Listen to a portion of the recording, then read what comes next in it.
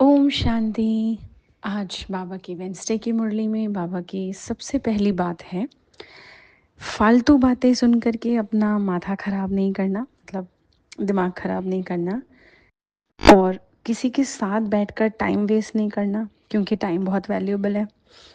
बाबा ने यहाँ तक बोला, तकलीफ़ें भी बहुत आएंगी लाइफ में और घाटा भी पड़ेगा अगर, तो भी बाबा की याद नहीं भूलनी है।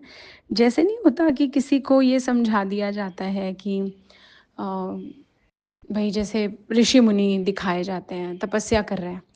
आपने देखा होगा कि कोई बहुत तंग भी कर रहा है उनको, तूफ़ान आ रहे हैं, बारिश हो रही है बहुत, जंगली जानवरों से डराया जा रहा है, कितना कुछ कोशिश की जाती है। पर उनको यही सीख होती है और यही उनका एक लक्ष्य होता है कि हमें हिलना नहीं है यहाँ से। तो ऐसा नहीं बाबा कह रहे कि एक पोज़ में बैठे रहो और बिल्कुल हिलना नहीं। वो तो हम योग चलते-फिरते भी करते हैं और बाबा को बैठकर भी याद करते हैं।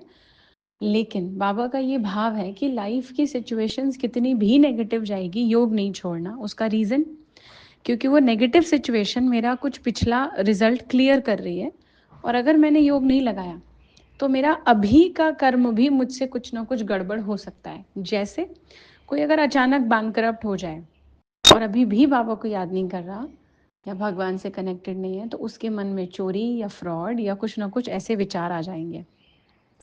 तो पिछला तो भुगत ही रहे थे, अभी प्रेजेंट वाला भी खराब कर देंगे।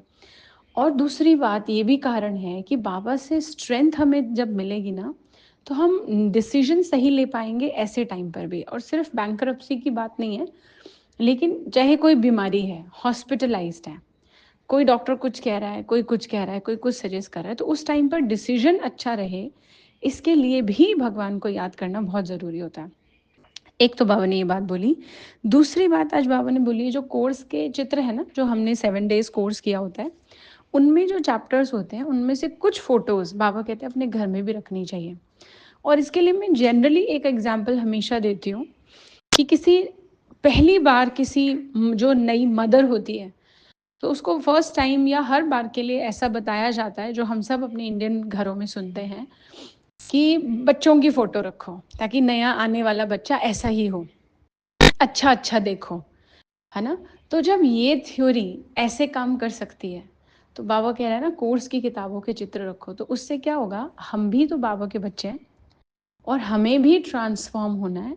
तो जब ऐसे चित्र, ऐसी फोटोज़ घर में होंगी, चाहे वो लक्ष्मी नारायण का है, चाहे वो स्वर्ग का, और फोटोज़ मूर्ति में नहीं, क्योंकि मूर्ति रखने से रिचुअल्स करने होंगे, मतलब एक्स्ट्रा ऐड नहीं करना है। जिनके घरों में जो मूर्तियाँ हैं वो तो है ही,